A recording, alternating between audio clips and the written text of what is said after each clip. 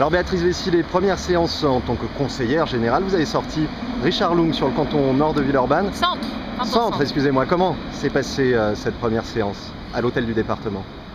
Elle s'est passée, on va dire, sans surprise, puisque Michel Mercier a été élu président de cette assemblée, ce qui était logique sur le papier au vu des résultats de dimanche soir.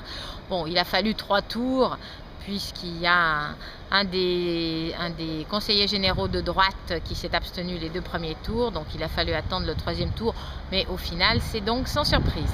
À ce titre-là, on a beaucoup parlé avant cette séance d'installation des tractations pour éventuellement renverser la majorité Mercier.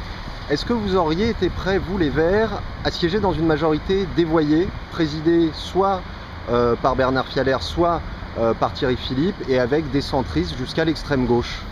Alors non, on n'était pas prêt, notre groupe Vert, on n'était pas favorable à brouiller les cartes pour l'électorat, d'avoir une majorité qui n'était pas celle tout à fait sortie des urnes.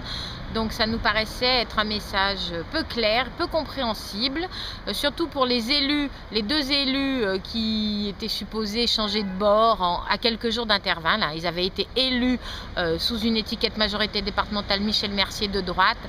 Ça ne nous paraissait pas sérieux qui changent de bord, et du coup nous de siéger avec des élus ayant été élus avec une étiquette de droite, c'était pas satisfaisant.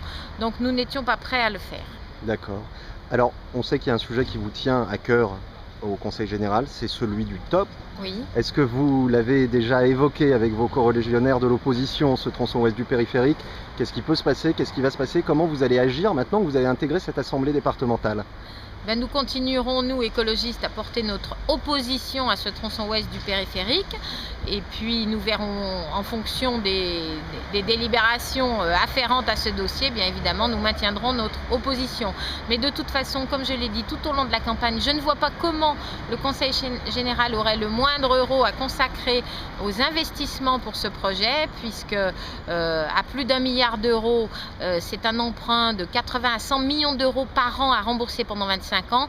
Donc je ne sache pas que le Conseil général a plus les moyens aujourd'hui que pendant la campagne il y a quelques jours, n'a pas les moyens de financer ce projet. Donc je crois, nous continuerons à dire notre opposition, et j'espère que nous serons entendus par l'ensemble de l'Assemblée. Mais je sais bien que nous sommes très isolés sur cette opposition.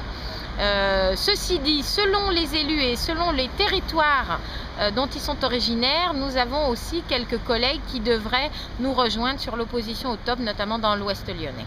Merci.